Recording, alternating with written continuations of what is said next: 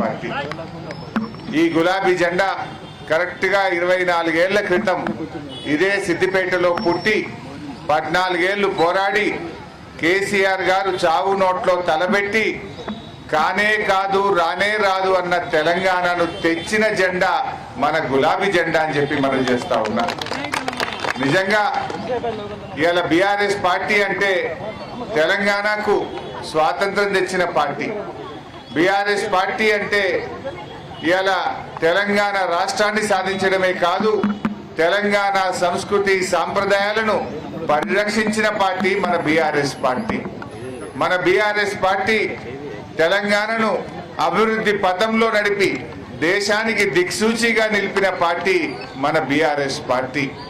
అంటే బీఆర్ఎస్ లేకుండా, గులాబీ జెండా లేకుండా తెలంగాణ రాష్ట్రాన్ని ఊహించలేము, ఈ అభివృద్ధిని కూడా మనం ఊహించలేము.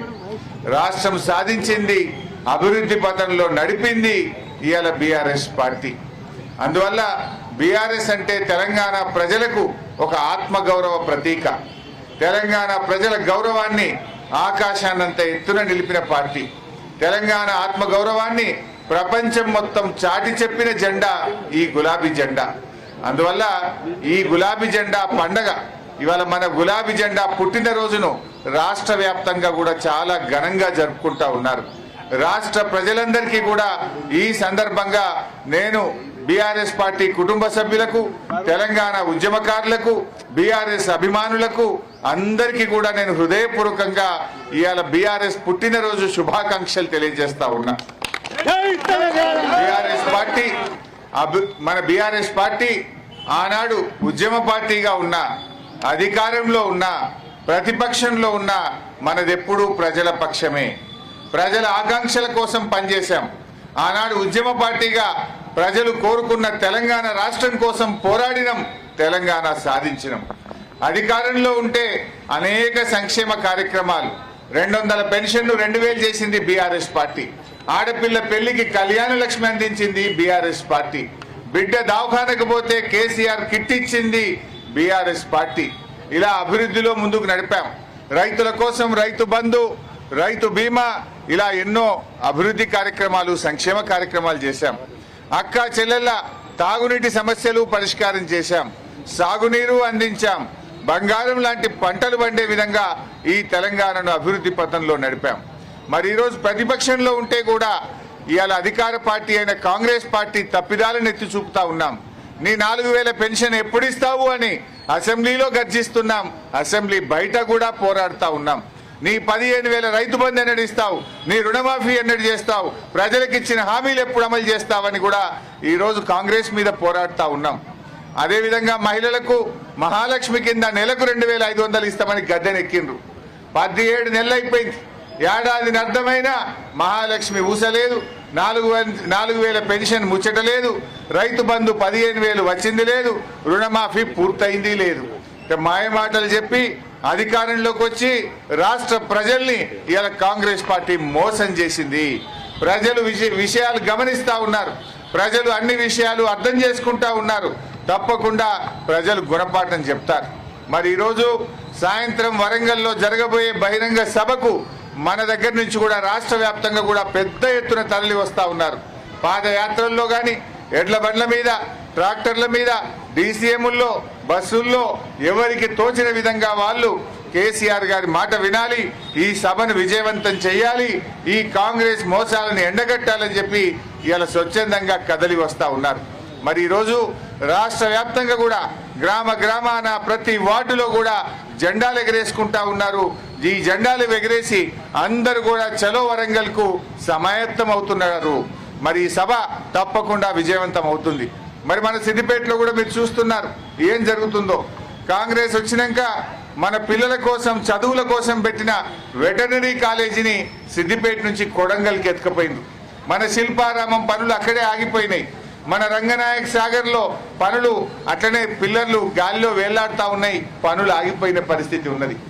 ఏ ఒక్క పని కూడా ఎస్సీ గురుకుల పాఠశాలకు 30 కోట్లతో భవనం శాంక్షన్ చేస్తే దాన్ని కూడా సిద్దిపేటలో క్యాన్సిల్ చేసి ఎత్తుకపోయిండ్రు. రోడ్ల పనులు ఆగిపోయినాయి. అంటే ఇవాళ సిద్దిపేట మీద పగబట్టినట్టు చేస్తున్నారు. కొత్తగా శాంక్షన్ వచ్చింది లేదు, చేసిన పనులు కూడా అడ్డుపడతా ఉన్నారు. ఇవాళ సిద్దిపేట అంటే ఓర్వలేని పరిస్థితి. మంచిది బిడ్డ, మళ్ళీ వచ్చేది బీఆర్ఎస్ గవర్నమెంటే. తప్పకుండా ఇంతకు రెట్టింపుగా మళ్ళీ అభివృద్ధిలో ముందుకు తీసుకొని పోతాం. మీరు ఆపినా ఆగదు, మీరేం శాశ్వతం కాదు. మీరు ఏడాది అర్థంలే పాలేందో నీళ్ళేందో తెలిసిపోయింది. ప్రజలు మళ్ళీ కేసీఆర్ రావాలి, బీఆర్ఎస్ కావాలి అని చెప్పి ఇవాళ రాష్ట్ర ప్రజలందరూ కూడా ఎదురు చూస్తున్న పరిస్థితి ఉన్నది. ఇవాళ రాష్ట్రంలో అభివృద్ధి కుంటుపడ్డది, ఆదాయం మందగించింది, ప్రజల ప్రమాణాలు తగ్గుతూ ఉన్నాయి. ప్రజలు కూడా చాలా ఇబ్బందిని పడతా ఉన్నారు. వ్యాపారాలు నడుస్తలేవు, దుకాన్లు నడుస్తలేవు, బిజినెస్ నడుస్తలేదు. ఎక్కడ చూసినా అంతా ఆగమాగం ఉన్నది. ఈ కాంగ్రెస్ ప్రభుత్వం చూస్తే వాళ్ళ శృతిలేని సంసారం. కాంగ్రెస్ ప్రభుత్వంలో మంత్రుల మధ్య సఖ్యత లేదు, ఎమ్మెల్యేల మధ్య సఖ్యత లేదు, హైకమాండ్కు రాష్ట్ర నాయకత్వానికి సఖ్యత లేదు. అంటే ఒక గతి లేని శృతిలేని సంసారం అయింది. అంటే ఎప్పుడైనా మనం ఈ ఊర్లలో మాట్లాడుకుంటాం, శృతిలేని సంసారము నడుస్తుందా? ఎంత ఇబ్బంది అవుతుంది. ఒక మాట మీద నడవాలి సంసారం అంటే, ఇల్లు అంటే. కానీ ఇలా కాంగ్రెస్ ప్రభుత్వం శృతిలేని సంసారం లెక్క తయారైపోయింది. ఒకళ్ళ మాట ఒకళ్ళకి నడవదు, ఒకళ్ళ మాట ఒకళ్ళు నమ్మరు.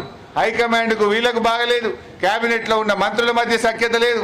అంతా ఆగమాగం తయారు చేసి ఇవాళ రాష్ట్రాన్ని అధోగతి పాలు చేస్తూ ఉన్నది కాంగ్రెస్ ప్రభుత్వం. కాంగ్రెస్ వచ్చినాక ఇవాళ ప్రజలకు ఇబ్బందులు మొదలైనాయి. వాళ్ళు ఎన్నో అరిచేతిలో వైకుంఠం చూపించారు, ఏదేదో చేస్తామన్నారు, చేసిందేమి లేదు. కానీ కేసీఆర్ గారు ఇచ్చినవి కూడా బంద్ పెట్టింది. రైతు బంధు బంద్ అయిపోయింది, దవాఖానలో పోతే కేసీఆర్ కిట్టు బంద్ అయింది, బతుకమ్మకు చీరలు బంద్ అయిపోయినాయి. ఇట్లా అనేక కార్యక్రమాలు బంద్ పెట్టింది తప్ప కొత్తగా ఇచ్చినవి అయితే ఏమీ లేవు. అంతా మోసం. ఇవాళ ప్రజలు నిజాన్ని గ్రహిస్తూ ఉన్నారు. సరే, ఏది ఏమైనా ఈ జెండా పండుగకి ఇంత పొద్దున్నే ఇంత పెద్ద సంఖ్యలో వచ్చి దీన్ని విజయవంతం చేసిన మా అక్కా చెల్లెలకు, మా కార్యకర్తలకు, మా ఉద్యమకారులకు నేను శిరస్సు వంచి నమస్కారం తెలియజేస్తా ఉన్నా. బీఆర్ఎస్ కుటుంబ సభ్యులు ఎంతో ప్రేమతోని మీరందరూ కూడా మరి పార్టీని ముందుకు తీసుకుపోతున్నారు. ఇంకా మన పార్టీని బలోపేతం చేసుకుందాం. ఈ రాష్ట్రంలో ఎవరవునన్నా కాదన్నా మళ్ళీ మన ప్రభుత్వమే వస్తుంది. మళ్ళీ బీఆర్ఎస్ ప్రభుత్వం వచ్చి మళ్ళీ ప్రజల కష్టాలు దూరం చేస్తుంది, ప్రజల ఆకాంక్షల్ని నెరవేరుస్తుంది, ఈ ప్రజల్ని అభివృద్ధి పథంలో ఈ రాష్ట్రాన్ని నడిపిస్తుంది అని చెప్పి మనవి చేస్తూ జై తెలంగాణ, జై తెలంగాణ.